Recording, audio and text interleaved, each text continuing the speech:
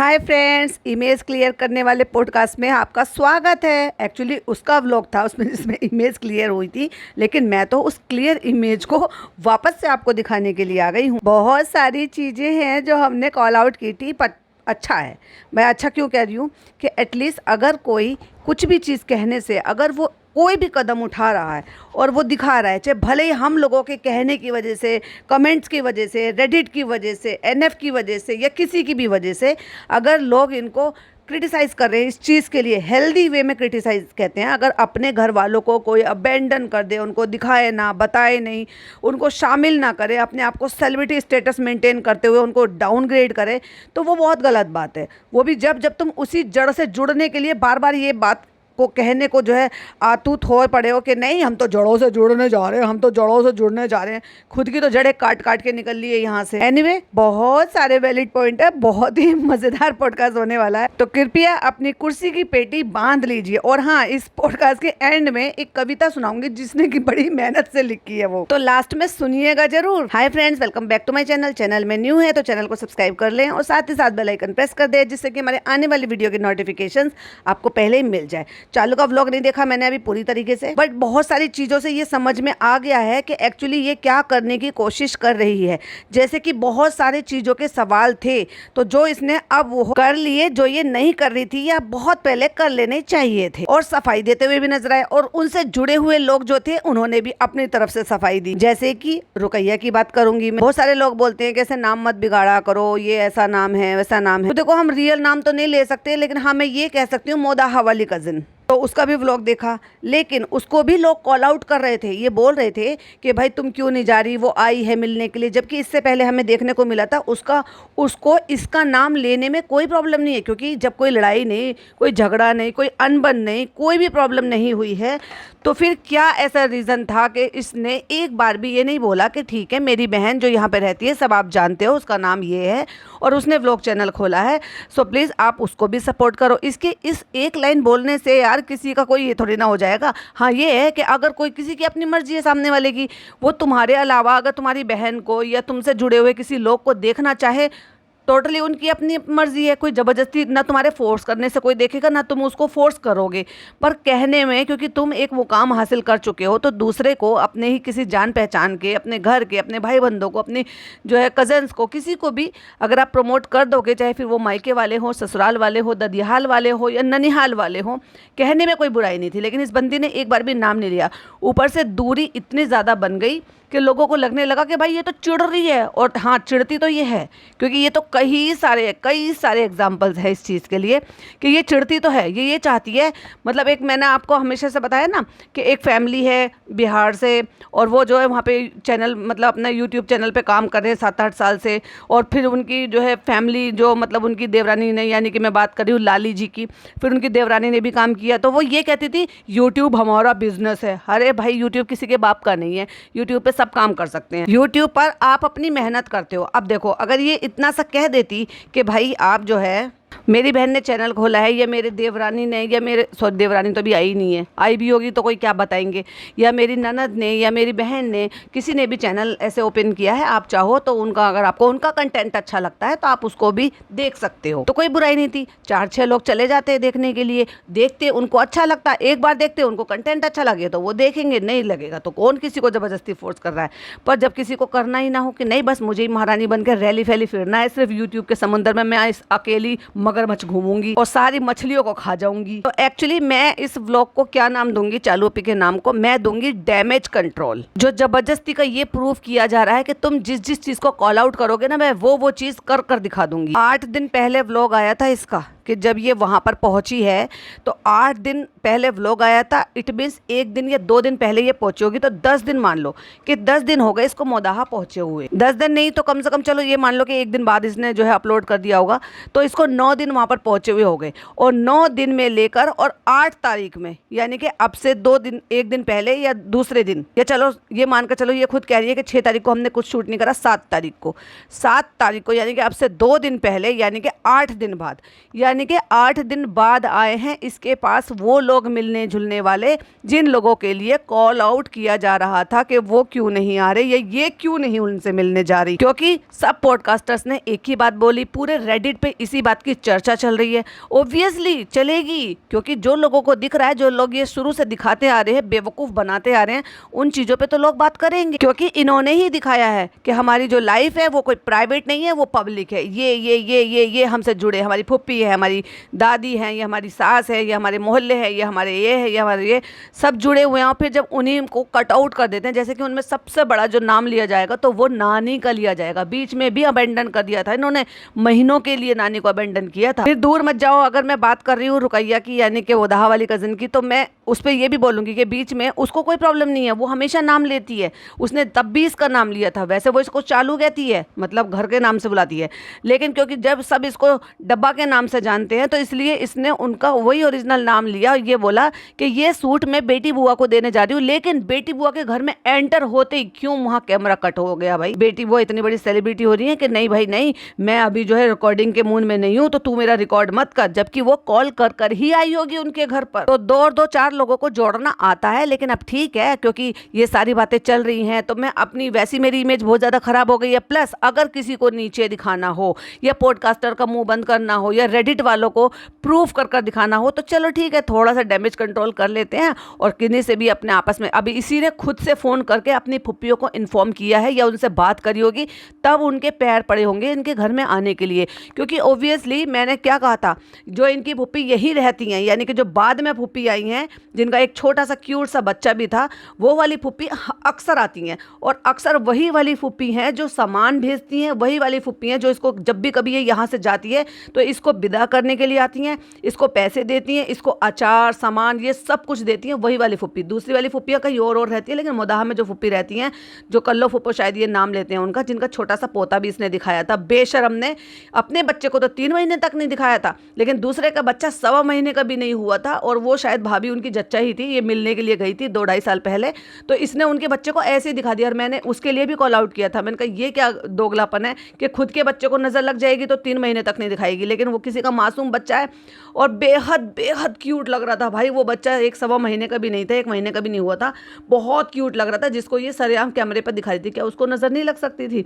तो वो बच्चा भी अभी आया था ना, तो उनको एक बार भी ये बोला कि तुम भी मुंबई आ जाना। बड़ी वाली फुप्पी जो थी, जो मुझे लग रहा है शायद मोदाहा में नहीं रहती, वो मेरे ख्याल से भिलाई में रहती हैं, क्योंकि भिलाई में इनकी 2 फुप्पी रहती है। एक तो वो जिनके साथ वो हादसा हुआ, यानी कि जो उनके फूफा जी जो है वो एक्सपायर हो गए, वो वाली फुप्पो, और एक फुप्पो और रहती हैं। तो भाई रुकैया को बुला के एक मामले में मुंह बंद कर दिया लोगों का। वो अलग बात है कि उसको हमने दिल पे पत्थर रख के, हाय हाय इतना भारी पत्थर रख के मैंने दिल पे उसको कह दिया। हमने अम्मी से डिस्कस करा था, तो अम्मी ने कहा ठीक है बेटे, अब क्या करें, तुम अब क्या करें, तुम्हें सब लोग इतना बुरा भला कह रहे हैं, तो थोड़ा सा अपने दिल पे पत्थर रख लो और बुला लो रुकैया को, कह दो थोड़ा तुम भी हमारा ब्लॉग बना लो, थोड़ा सा दिखा देना अपने ब्लॉग में। तो उससे क्या होगा, जो तुम्हें बदनाम कर रहे हैं, जो तुम्हारे लिए वीडियो बना रहे हैं, उनका मुंह बंद हो जाएगा। तो हमने अम्मी से राय मशवरा कर लिया। अम्मी के कहने पे हमने फिर रुकैया को फ़ोन करके बुला लिया कि रुकैया तुम हैदर को देखने नहीं आई? तो भैया वो तो इंतज़ार में बैठी थी, क्योंकि उसकी तो कोई लड़ाई ही नहीं थी, तो तुम आ जाओ। और इसी ने डेफिनेटली कहा होगा, क्योंकि वो तो कर ही नहीं सकती, उसको जैसे पता है, और वो भी बहुत चालाक है, कम नहीं है, वो सीधी सादी मत समझना रुकैया को।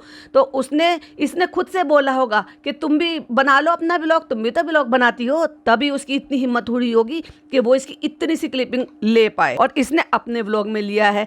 मामला बराबरी का है कि तू मेरी क्लिपिंग ले ले, मैं तेरी क्लिपिंग ले लूं, तो तभी तो रुकैया को इतना हौसला मिला कि वो इसकी क्लिपिंग डाल पाए। तो ये तो हो गया रुकैया का चैप्टर, जबकि उन्होंने पूरी तरीके से नहीं दिखाया था कि क्या क्या लेकर आई है। बस ये दिखाने को मिला कि वो वहां पे पहुंची है, वो चूड़ियां दिखा रही है। हालांकि उसके व्लॉग में हमने देखा कि वो चांदी की कटोरी लाई है, चांदी की चम्मच लाई है, जिसमें बच्चे को, कि जब वो खाना पीना शुरू करे, कि जब बच्चे का खाना शुरू होता है तो उसमें सेरेलैक सबसे पहले शुरू हो जाता है, तो कि सेरेलैक इसमें खिलाना और इसमें पानी पिलाना, ना तो दिए जाते हैं। और वैसे हमारे यहाँ जो ना ननिहाल से आते हैं, फुप्पियाँ भी लाती हैं, या तो ननिहाल से आते हैं, जैसे छूचक आता है, ये छठी पर सामान आता है, ये 1.25 महीने पे। कुछ लोग अगर छठी नहीं देते तो वो 1.25 महीने पे दे देते हैं, कुछ लोग छठी पे ही पहले दे देते हैं।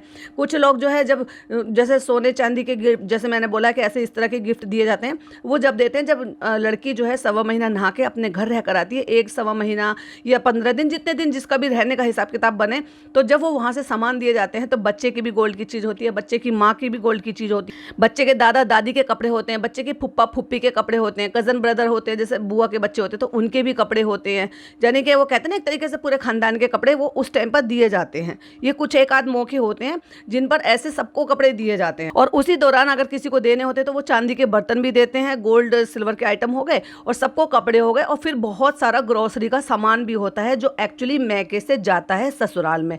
ये सब जगह रीत रिवाज है। हाँ, कोई अब दूर रह रहा है, दूसरे देश में रह रहा है, वो बात अलग है, दूसरे शहर में भी रह रहा है तो भी वो हो जाते हैं भाई, पैसे पहुंचा देते हैं कि इतना सामान तुम वहां से खरीद के खा लेना। आजकल तो राखी पे भी ये होने लगा है कि बहनों के गिफ्ट के लिए पैसे ट्रांसफर कर देते हैं, बहनें जो है राखी वहीं से वहीं ऑनलाइन मंगा देती हैं। तो दूरी वो उस कहने की दूरी नहीं होती है, उसको आप किसी भी हिसाब से अपने हिसाब से कर सकते हो कस्टमाइज। तो ये तो था रुकैया का चैप्टर। अब आ जाते हैं फुप्पियों का चैप्टर। फुप्पियों को भी इसकी तरफ से कॉल गया होगा तो ही उनकी हिम्मत इतनी पड़ी है यहाँ पर आने की, वरना आए हुए तो इसको 8 साल हो, सॉरी 8 साल बोल रही हूँ, 8 से 10 दिन हो गए, 8 से 10 दिन हो गए, और 8 दिन पहले इसका व्लॉग आया है। तो जिनको नहीं भी पता होगा तो उनको भी पता चल गया होगा, क्योंकि इसके घर खानदान रिश्तेदार वाले तो इसके व्लॉग देखते ही होंगे, जिससे कि उनको राजी खुशी भी मिलती रहती होगी, घर में क्या हो रहा है वो भी पता चलता रहता होगा। इनके बहनों को इनके पापा देखने को मिलते हैं इस उम्मीद में कि चलो दूर से हमारा भाई देखने को मिल जाएगा, भाभी और बच्चे देखने को मिल जाएंगे। तो आपको क्या लगता है कि इसकी फुप्पियाँ जो है इनके व्लॉग्स नहीं देखते होंगे, फुप्पियों के घर वाले इनके व्लॉग्स नहीं देखते होंगे? तो उनको सबको पता है ये कब आई है। अब जब इसकी तरफ से कॉल गया है तो उनके भी पैर पड़े होंगे डेफिनेटली, तब वो आई है, वरना अगर उनको खुद से आना होता तो इसकी फुप्पी दूसरे दिन ही तीसरे दिन ही आ जाती यहाँ पर। भाई नहीं रुका जाता कि जब पता चल गया है कि हाँ ऐसे ऐसे आ गई है और 1 साल में आई है, बच्चा लेकर आई है, क्योंकि अब मुंबई तो जा नहीं सकते। अब इसने झूठे मुंह से अब भी कह दिया चलो हम टिकट भेज देंगे तुम आ जाना। ऐसे नहीं होता है, जैसे खालाओं को बुलाते हो ना, जैसे नानी को बुलाते हो ना वहाँ पे, वैसे ही उनको टिकट भेजकर बुलाओ और उनको फ़ोन करो कि हम तुम्हारी टिकट बुक कर रहे हैं, अपनी पैकिंग वगैरह कर लो और इतने दिन के लिए आ जाओ हमारे यहाँ पे, नहीं तुम्हें आना ही पड़ेगा, हमें नहीं पता कुछ भी। हक होते हैं, अपने हक से बुलाए जाते हैं। और एक्चुअल में तुम्हारी खालाओं का घर नहीं है वो, जहाँ तुम्हारे पापा का घर है, तुम्हारे भाई का घर है, एक्चुअल में इन फूफियों का हक बनता है। ये घर की धी दिहानी है। जैसे तुम्हारा जितना हक बनता है ना जब तुम हक जताती रहती हो, वैसे ही उतना ही तुम्हारी फूफियों का भी हक है, क्योंकि जहाँ तुम्हारे पापा और मम्मी हैं तुम्हारे भाई के साथ, वहीं उनका मायका भी है। चलो कुछ और पॉइंट डिस्कस करते हैं। चालू अपी ने बोला कि बेटी खाला आई है खाना लेके, क्योंकि मायके से खाना आता है। मायके से खाना आता है, ठीक है भाई। इनके यहाँ एक अलग रिवाज है कि इनके यहाँ जब शादी होती है लड़की की, तो लड़की के मायके से नाश्ता पानी आता है। वो मैंने पहली बार सुना, हो सकता है भाई उधर के कल्चर में चलता हो। इनकी भाभी बेचारी लेकर पहुंची थी और टसवे भारी थी, हाय मेरी प्यारी ननद अब यहाँ रहेगी। लेकिन उनको क्या पता था वो खुद तो वहाँ रहेगी, अपने पति को भी लेकर वहीं रहेगी। तो बेटी खाला खाना लेकर आई है, तुम क्यों नहीं गए अपनी ननद के घर? ठीक है तुम्हारी ननद इस देश में ही नहीं रहती, पर उनका घर ससुराल तो है। जिस रिश्ते की वजह से तुम उनके यहाँ पर मिलने के लिए गई थी, या धमकाने के लिए गई थी, या अपनी बात कहने के लिए गई थी, वो तुम बेहतर जानो। क्योंकि वहाँ पे मैंने भी पॉइंट किया था इस चीज़ के लिए कि इनकी अम्मी का, फनी की अम्मी का इरादा नहीं था, या उनका जाने का पहले नहीं था, लेकिन बाद में इनका क्या मूड बदला क्या नहीं बदला मुझे नहीं पता। फिर अचानक से सडनली से उनकी अम्मा साथ हो ली, और साथ हो ली गाड़ी में बैठे हुए दिखाई दी कि मे भी शायद उनको प्रेशराइज कराने के लिए, मे भी शायद उनका ज़्यादा इम्पैक्ट पड़ेगा कुछ कहेंगी तो, क्योंकि इन दोनों की तो कोई खास वैल्यू है नहीं, इनको कौन ही पूछेगा, लेकिन इनकी अम्मी की तो है ना। और समधन में एक दूसरे में बातें भी होती हैं, एक दूसरे को प्यार मोहब्बत भी दिया जाता है और इज्जत रिस्पेक्ट भी दी जाती है, जैसे कि फनी की अम्मी हैं भी। आपको क्या लगता है कि क्या वो इज्जत प्यार मोहब्बत जो चालू नहीं दे सकती अपने समधन को, लेकिन फनी की अम्मी डेफिनेटली देती होंगी, क्योंकि वो इज्जतदार घर खानदान और जो बिरादरी से बिलोंग करती हैं, मतलब उस बिरादरी में रहती है जहाँ पे ये सब जो है ऑटोमेटिक ही होता है, आपको करने की जरूरत नहीं, ऑटोमेटिक ही होता है, क्योंकि आप बचपन से वो सब चीज़ों में ही पले बड़े हुए होते हो। तो इसलिए उन पर जो ये प्रेशर जमाने के लिए व्हाटएवर जो भी कुछ करने के लिए, लेकिन अम्मा साथ उनके होली वहाँ पर। लेकिन फिर भी अम्मा तक को भी ये सारी चीज़ें नहीं सूझी कि ठीक है वो जो चीज़ों में स्वीट हैं वो स्वीट हैं, लेकिन अगर उनकी भी कोई गलती होगी तो डेफिनेटली वो भी कॉल आउट की जाएंगी। तो उनको भी इतना नहीं हुआ कि हम बेटी के घर जा रहे हैं हाथ हिलाते हुए ऐसे ही चले जाएं, और वो भी किसी ऐसे अच्छे मौके पर जा रहे हैं जिनको ये ईद उल मिलादुन नबी कह रहे हैं कि ये बहुत अच्छा ऐसा दिन है। तो क्या इतना भी नहीं बनता था कि कुछ स्वीट ले जाते, कुछ फ्रूट ले जाते, कुछ ऐसा सामान ले जाते।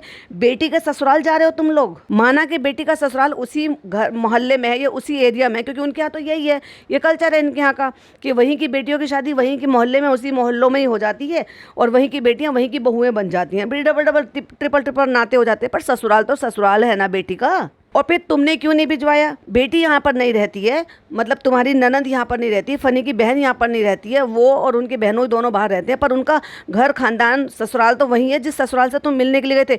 तुमने क्यों नहीं ये रिवाज पूरा किया? तुमने क्यों नहीं खाना भिजवाया? और भिजवाते तो बिल्कुल बताते ये लोग। और कितनी लालची नज़रों से देख रहा था फनी भाई, कितनी ज़्यादा लालची नज़रों से। उस इंसान की आंखों में लालच साफ समझ में आता है, नजर आता है, कितना सामान मिल रहा है और बार बार कैसे नदीदों की तरह से करा, इतना सारा सामान हो गया 1 साल तक, अब हमें कपड़े लेने की जरूरत नहीं पड़ेगी, और अभी ये हो रहा है, इसको लेके कैसे जाएंगे मुंबई, इसको ये कैसे करेंगे, उसको वो कैसे करेंगे। तो लालच इसकी आंखों में दिखाई देता। लालची नहीं होता तो खैर आज इसके ये हालत होता, या फिर ये इस मुकाम पे होता जिस मुकाम पर है। इतनी लोग इतना बैश करते, इतना बुरा भला कहते, एक पैसे की भी इज्जत नहीं होती है ऐसे लोगों की। और ना ही पता नहीं कैसे भाई इनके यहाँ जो है कैसे दोस्त यार दोस्त हैं, या वो भी सब एक ही कैटेगरी के हैं या एक जैसे ही हैं, जो इसके लिए उनके मन में ये बातें नहीं आती कि भाई ये कैसा आदमी है कि जो बूढ़े माँ बाप को छोड़कर चला गया, या उनकी भी रीढ़ की हड्डी नहीं है, वो भी इसके जैसे ही हैं। अब इन कमाकलों को कौन बताए कि जो घर खानदान कुनबा बिरादरी में रहने वाले लोग होते हैं ना, वो ऐसे ही होते हैं कि जब बच्चा होता है तो इतना कपड़ा, गिफ्ट आइटम, खिलौने, जूते इतने इकट्ठे हो जाते हैं कि साल भर तक आपको खरीदने की जरूरत नहीं है। लेकिन इनको क्या पता, इन्होंने कभी किसी को दिए हो तो इनको पता भी हो। पहले भोपाल में रह रहे, इन सबसे दूर, किसी का कुछ पता नहीं था, किसी के यहाँ आना जाना नहीं था। पता नहीं, पता भी होगा तो क्या पता ये बताते नहीं हो, देते नहीं हो किसी को। ऐसा तो नहीं है कि इनको पता नहीं होगा जो रीति रिवाज है या क्या है, खानदानों में कैसे होते हैं कैसे नहीं होते। उसके बाद मुंबई चले गए, वहां भी रिजर्व हो गए, किसी से आना नहीं जाना नहीं, मिलना नहीं झुलना नहीं, बस वही अपना 15 लोगों का जो है कुनबा इकट्ठा करके इन्होंने अपना शहर बसा रखा है वहां पर। तो इनको क्या ही पता कि रिश्तेदारी और रिश्तेदारी निभानी क्या होती है और उसको कैसे निभाते हैं। कि कितने सारे लोग आए, क्योंकि खाली हाथ कोई जाता ही नहीं है यार। जो घर खानदानी लोग होते हैं ना, जो एक्चुअली बिरादरी में रहने वाले लोग होते हैं, वो सब चीज़ जानते हैं और उनको कुछ बताने की जरूरत नहीं, और ना ही वो कोई दिखावे के लिए करते हैं। क्या वो व्लॉगर है जो इतने सारा लोग सामान लेकर आ रहे हैं, मिल रहे हैं, बच्चे को पैसे दे रहे हैं? क्या वो व्लॉगर है जो दिखाने के लिए कर रहे हैं? क्योंकि कल्चर में है इसलिए वो कर रहे हैं। इनको तो उससे भी बड़ी हैरानी हो रही, क्योंकि कभी कुछ करा हो तो पता भी हो ना। और भाई साहब सबसे ज्यादा तो मुझे हंसी जब आई, मुझे तो हंसी आई है, लेकिन मैं आपके साथ शेयर ना करूं ऐसे तो नहीं हो सकता। तो चलो एक बार स्क्रीन पर नजर भी मार लीजिए। चालू ने कुछ ज्यादा वेट पुट ऑन कर लिया है और बुआ की बेटी कुछ ज्यादा ही सूखी है। अब देख लो स्क्रीन पर आपको क्या लग रहा है, इसमें जो भी आपको लग रहा है अपने आप देख लेना, समझ लेना। तो वो बड़ी वाली फुप्पो आई, वो बड़ी वाली जो फुप्पो है वो बिल्कुल डिक्टो इनके पापा जैसी दिखती है, और वो भी कपड़े वगैरह सब लेकर आए। और वो फुप्पो की बेटी भी आई, जिसको आपने जिंदगी में पहली बार कभी नहीं देखा होगा। चालू इतनी बार आती है, 5-6 दिन के लिए आती है। इससे पहले कभी आपने इन वाली फुप्पो को या इन वाली फुप्पो की बेटी को देखा, या इन वाली फुप्पो के घर में और कौन कौन है? कह तो रही थी कि ये उनका पोता है, ये उनका पोता है, बहू है, बेटे हैं, तो क्या मिलते जुलते नहीं है? चलो मैं अब इसके बाद में आगे कुछ बोलूंगी। मैं एक और स्क्रीनशॉट आपके साथ शेयर कर रही हूँ, प्लीज स्क्रीन की तरफ देखिए। अब ये स्क्रीनशॉट है मेरे पर्सनल फोन का, और ये कोई दिखावे के लिए नहीं है। और ये जो आप ग्रुप देख रहे हो, और ये ग्रुप कोई आज के क्रिएटेड ग्रुप नहीं है। इसमें जो पहला ग्रुप आपको दिखाई दे रहा है, माई हैप्पी फैमिली, ये मेरे ससुराल का ग्रुप है, जिसमें मेरे ब्रदर इन लॉ हैं, सारी मेरी जो है देवरानी है, मेरी भांजी का नंबर है, मेरे भतीजा भतीजी जितने भी मेरे देवर के बच्चे हैं उनके नंबर हैं, मेरे बच्चों के नंबर है, मेरा नंबर है, मेरे हस्बैंड का नंबर है।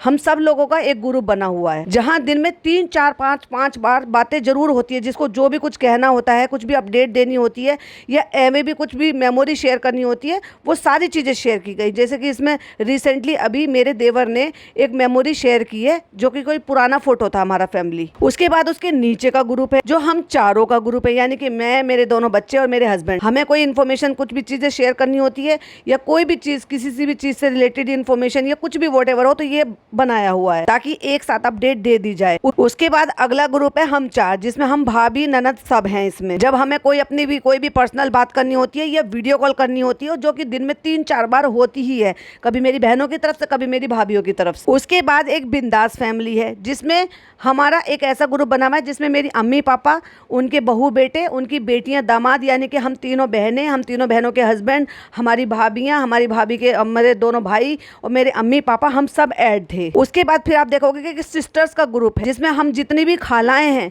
मतलब हमारी अम्मी की जितनी भी बहनें हैं, उनकी जो लड़कियां हैं, हम यहाँ पे सारी ऐड हैं। मतलब हम तीनों बहनें, मेरी छोटी वाली खालाएं जो हैं उनकी दोनों लड़कियां, मेरी जो बड़ी मम्मी है, मम्मी से अम्मी से बड़ी, उनकी बेटियां, मतलब हम सिस्टर्स का ग्रुप है। उसके बाद आप देखोगे मुरादनगर ग्रुप, नाम हमने ऐसे डाल दिया क्योंकि ज़्यादातर कैंडिडेट मुरादनगर के हैं। तो जो मेरी फुप्पियों की बेटियों का ग्रुप है जिसमें हम सारी कज़न्स मिली हुई हैं, यानी कि हम बहनें सारी और मेरी जितनी भी बुआओं की बेटियां हैं वो सारी इसमें इंक्लूडेड हैं। उसके बाद अगर आप देखोगे तो जाफरी बेगम के नाम से ग्रुप है। जाफरी बेगम मेरी नानी का नाम था, और क्योंकि ये मेरे ननिहाल का ग्रुप बना हुआ, इसमें मेरे सारे जितने भी मामू के बच्चे हैं, मामू की बहुएं हैं, मामू की बेटियां हैं, सब माशाल्लाह से बहुत बड़ा कुनबा है, वो सारे के सारे इसमें ऐड है। कोई भी अपडेट होती है और ऐसा नहीं होता कि दिन भर में इसमें किसी से भी कुछ राजी खुशी बातें सब ना होती हों। तो ये तो हो गए कुछ ग्रुप जो हमने बहुत सारे लोगों को इकट्ठा कर लिया। अलग से भी बातें होती रहती हैं। मेरा ये सब बताने का ये मतलब है कि हम ऐसे लोग हैं और अधिकतर ज़्यादातर लोग ऐसे ही होंगे जैसे मैं अपने आप को मैं बता भी रही हूँ कि सब कनेक्टेड रहते हैं, इनकी तरह से कोई रिजर्व नहीं रहता है। अब आपको क्या लग रहा है कि जितने भी लोग ये ग्रुप में ऐड हैं, क्या वो कामकाजी नहीं होंगे, क्या वो काम नहीं कर रहे होंगे, क्या वो अलग ओहदे पे नहीं होंगे, क्या उनके बिजनेस नहीं होंगे, क्या वो जॉब नहीं करते होंगे? माशाल्लाह से सब सेटल हैं, सब अच्छे काम पे हैं, सबके अच्छे बिजनेस हैं, सबके अच्छे काम है। जमींदार भी हैं इसमें, कई सारी मेरी बहनें ऐसी हैं जो इतने बड़े बड़े जमींदार हैं, कई तो ऐसे पॉलिटिशियन हैं। सो ये है कुछ ऐसी चीज़ें जो अधिकतर लोगों को ऐसे बांध कर रखती है। ठीक है भाई, काम है, जॉब है, सबकी अपनी पर्सनल लाइफ है, सब अलग अलग रहते हैं। कुछ कभी टाइम मिलता है कि जैसे जा रहे हैं अलग अलग शहर में भी रह रहे हैं, जैसे कि मैं खुद 4-5 शहर बदल चुकी हूँ जॉब की पर्पज़ से। तो इसका मतलब ये नहीं कि लोगों से मिलना जुड़ना, उनसे रिश्ते निभाना, ये सब कुछ करना छोड़ दो। दूर रहकर भी बहुत सारी चीज़ें ऐसी हैं जो की जा सकती है, जो बहुत सारे लोग करते होंगे। एक इनका रवैया देख लो। और फिर मुझे सबसे ज़्यादा हंसी जब आई, जो मैंने इससे पहले भी स्क्रीनशॉट शेयर किया, जहाँ पे इनकी फुप्पी की बेटी आई जिसको हमने देखा ही पहली बार है।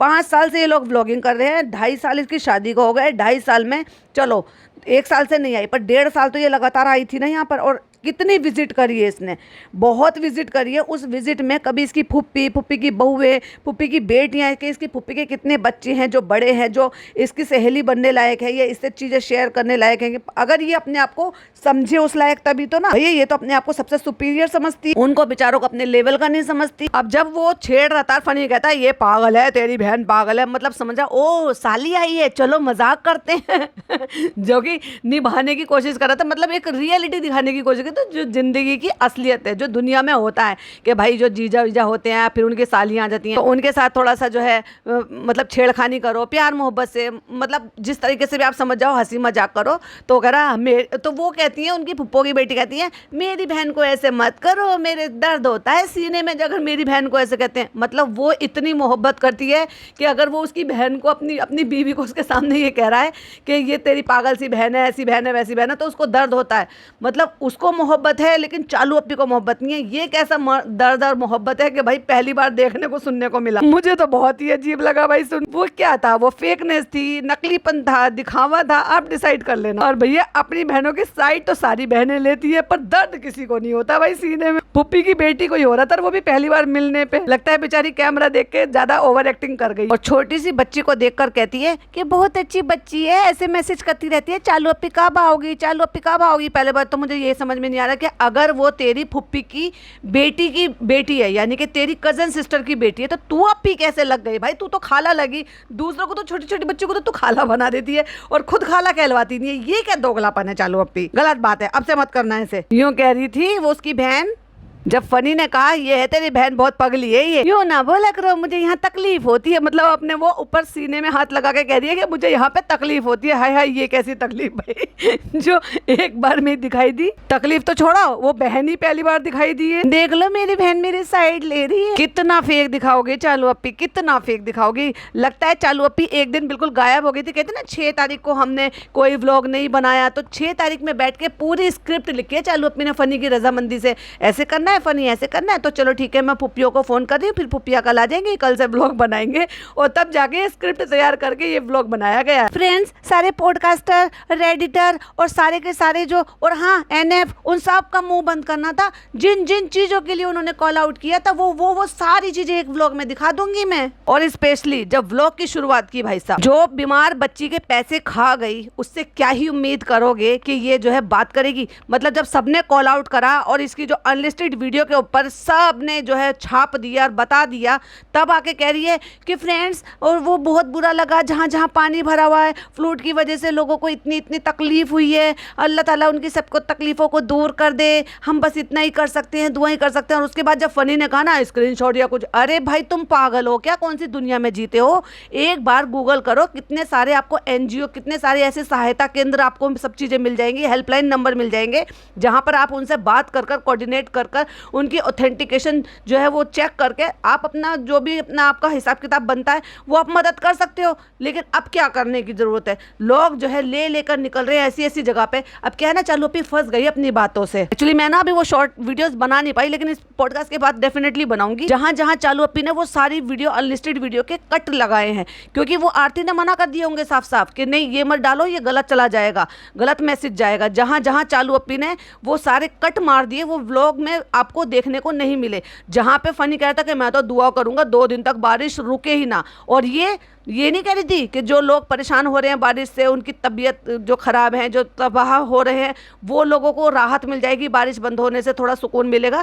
अरे भाई, लोगों को इतनी तकलीफ़ें हो रही थी कि लोग उन तक जो है सहायता नहीं पहुंचा पा रहे हैं, क्योंकि बारिश ही नहीं रुक रही है। एक तो वहाँ पानी भरा हुआ है, वो तो है ही तकलीफ, लेकिन जो लोग इधर उधर से कहीं से भी दूर से, चाहे दिल्ली से हो चाहे कहीं से भी हो, जहाँ जहाँ से लोग उनको मदद पहुँचा रहे हैं, उनको भी तो तकलीफ हो रही है। जब पानी रुक रहा है, हर जगह बारिश पड़ रही है, और ये मज़े ले रहे हैं। क्यों? क्योंकि हम रौनक नहीं देख पाएंगे, हम लाइटिंग नहीं देख पाएंगे। जैसे लाइटिंग नहीं देखा तो चालू अपी का जो ना आगे ग्रोथ नहीं हो पाएगी। अगर चालू अपी ने अपने व्लॉग में लाइटिंग नहीं दिखाई तो उसकी भी सफाई देने के लिए आ गई। तब फनी ने कहा कि कोई ऐसा स्क्रीनशॉट हो या कोई ऐसा हो तो वो पेज हमें भेज देना, हम उनको मदद कर देंगे। चालू अपी सुमड़ी में क्यों गई पता है? क्योंकि चालू अपी के पास कुछ था नहीं, और ट्रोलिंग इतनी हो गई कि बेचारी की जब वो वीडियो बाहर आ गई, जो पुरानी वाली वीडियो थी उसके बाद ही तो अनलिस्टेड वीडियो बाहर आई है, तो बेचारी चालू अपी को कोक भवन में जाना पड़ा। क्या है ना, अपनी स्क्रिप्ट को रिवाइज करना था इसको, कि मैं इसमें क्या ऐड करूँ, क्या नया करूँ, कैसे करूँ कि फिर से लोग मुझ पर ट्रस्ट करें। क्योंकि अनलिस्टेड वीडियो जो थी वो पूरी की पूरी डाउनलोड कर ली गई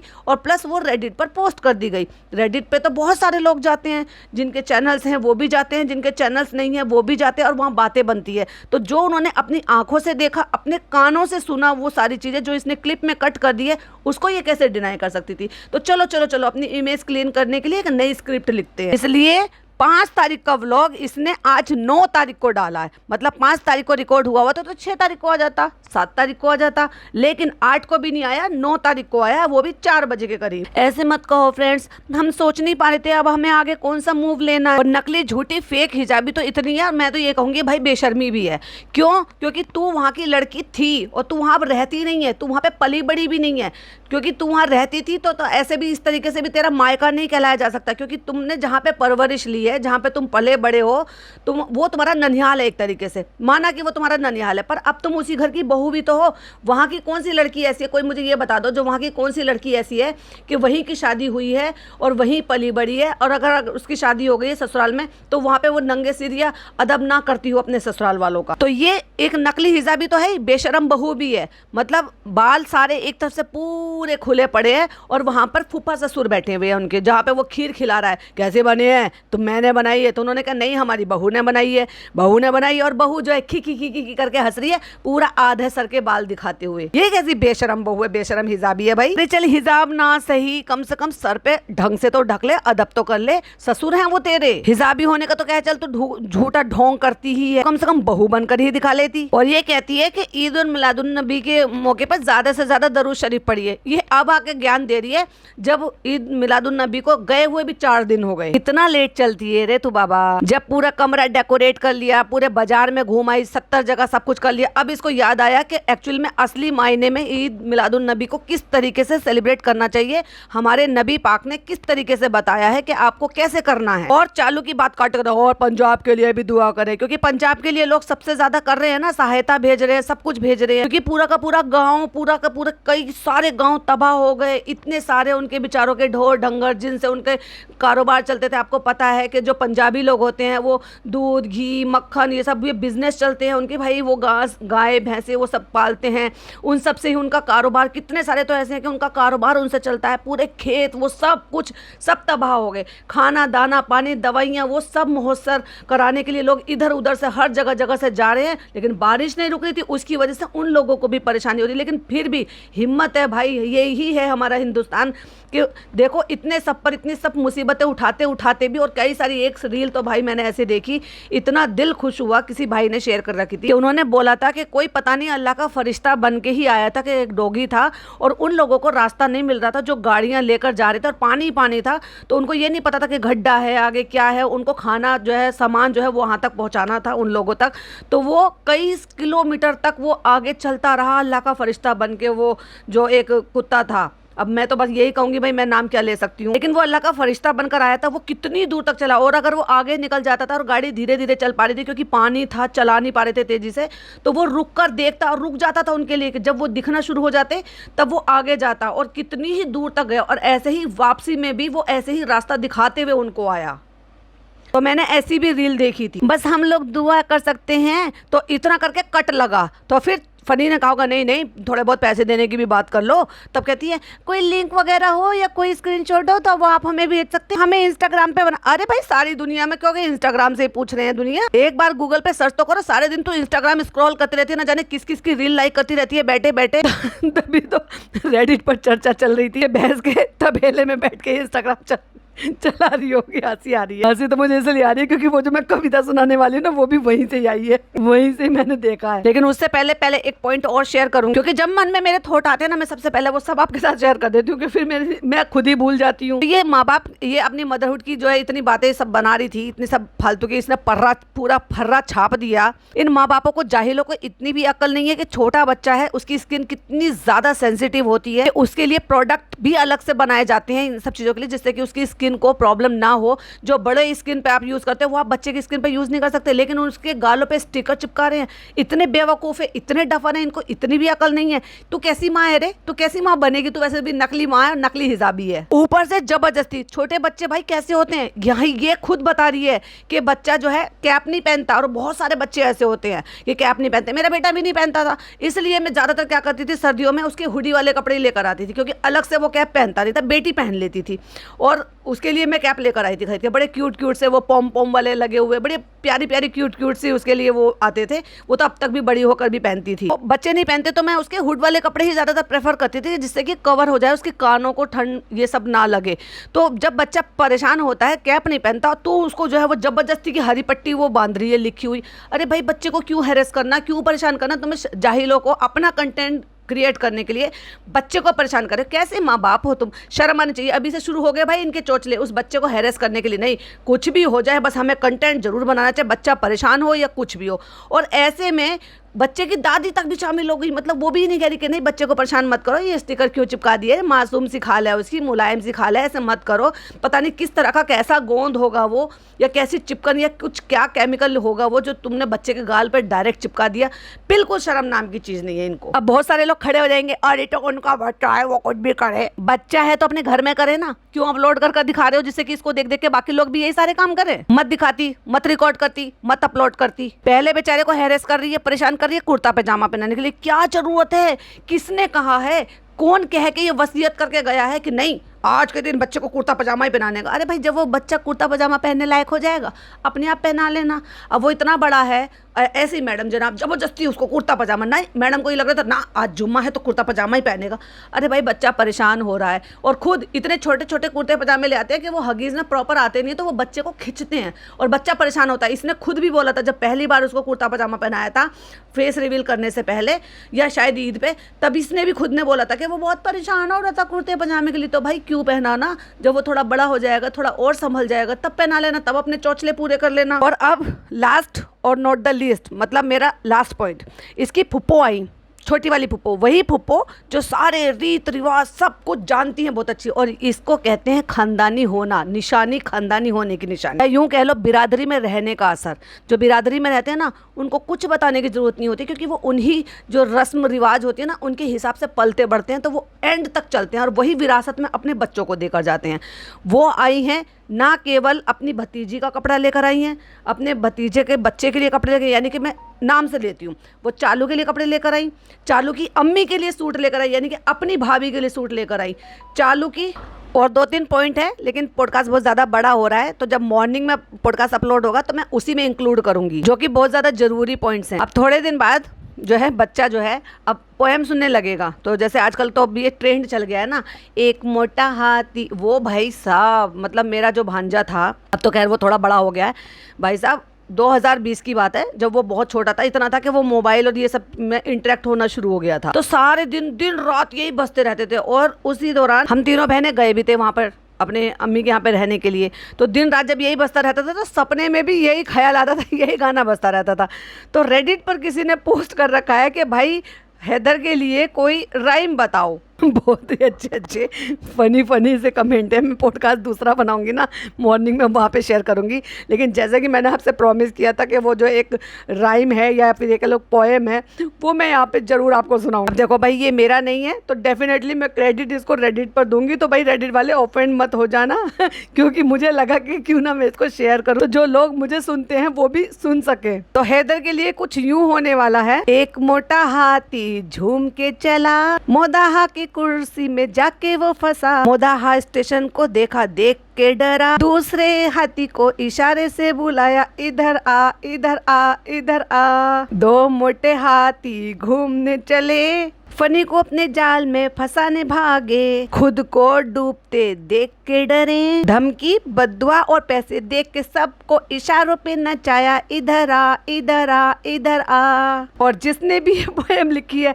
वाह वाह वाह वाह वाह वाह। तो आपका क्या कहना है प्लीज़ कमेंट में ज़रूर बताइएगा, और हाँ प्लीज़ रेडिटर को ज़रूर क्रेडिट दीजिएगा कि ये पोएम उन्होंने लिखी है। बहुत सारे वैलिड पॉइंट जो मैं कल मॉर्निंग में जो बनाऊंगी उसमें शेयर करूंगी। तब तक के लिए ये वाला पॉडकास्ट अगर पसंद आया हो तो please like share and subscribe, और हाँ हाइप का बटन भी दबा दिया करो है ना, फ्री है कोई बात नहीं, मेरी वीडियो को हाइप मिल जाएगी। और अपने पॉइंट ऑफ व्यू जरूर से शेयर, एक बार को हाइप करें ना करें लेकिन अपने पॉइंट ऑफ व्यू जरूर शेयर किया करें, क्योंकि कमेंट पढ़कर मुझे एक्चुअली पता चलता है कि मैं कहाँ किस रास्ते पर चल रही हूँ, सही है गलत है, बहुत सारी चीज़ों में आप भी बताते हो। जैसे कि आज मॉर्निंग वाली वीडियो थी उसमें देखो मेरा क्या था, वो रिएक्शन वो उस पर था जो एक्चुअली मैंने पॉडकास्ट सुना, जो मैंने उसके पॉइंट ऑफ व्यू देखे। बहुत सारे लोगों के अपने अपने पॉइंट ऑफ व्यू होते हैं, मैंने सिर्फ वो शेयर किया कि इस्लाम के अकॉर्डिंग ये चीज़ वो नहीं कर सकता था, पर जो कर सकता था वो कर सकता था, वो उसने नहीं किया। तो आपने सब ने अपने बहुत अच्छे अपने अपने मन की बातें बोली, पॉइंट ऑफ व्यू बोला, मुझे किसी का इतना सा भी बुरा नहीं लगा। और किसी ने अगर मुझे भी बोला है या मेरे को ये भी बताया है या सदाया है, सदाया बोलते हैं हमारे यहाँ उसको, या अगर आपको गलत चीज़ के लिए भी आप बोलते हो तो बहुत बहुत बहुत शुक्रिया, क्योंकि इसी सभी चीज़ों के लिए मैं हमेशा से कहती हूँ। अगर लोगों को ये लगता है कि मैं कमेंट डिलीट करती हूँ तो भाई मेरे पास ऐसा कोई ऑप्शन नहीं है कि मैं कमेंट डिलीट करो, क्यों करना। अगर मैं गलत, भाई मैं कोई फरिश्ता थोड़ी हूँ, गलत मैं भी हो सकती हूँ ऑब्वियसली, तो अगर गलत हूँ तो डेफिनेटली आपको पूरा मेरा हक बनता है, क्योंकि मैंने आपको वो हक दिया है कि आप मुझे बोलें। मैं अगर कोई भी चीज़ आपके साथ शेयर कर रही हूँ, बहुत सारे लोग डेली नए लोग मेरे साथ जुड़ रहे हैं, क्योंकि सब्सक्राइबर बढ़ते हैं तो डेफिनेटली नए लोग जुड़ते हैं, सबके अपने अपने पॉइंट ऑफ व्यू होते हैं, किसी को अच्छा लगेगा फर्स्ट टाइम में, किसी को नहीं लगेगा, तो जो भी पॉइंट ऑफ व्यू होते हैं वो सबको मैं अप्रिशिएट करती हूँ, और सबका तहे दिल से शुक्रिया। मेरे साथ इसी तरह से बने रहिएगा और अपने पॉइंट ऑफ व्यू मेरे साथ जरूर शेयर करते रहिएगा। मिलती हूँ नेक्स्ट वीडियो में, टिल देन बाय बाय, अल्लाह हाफिज़, टेक।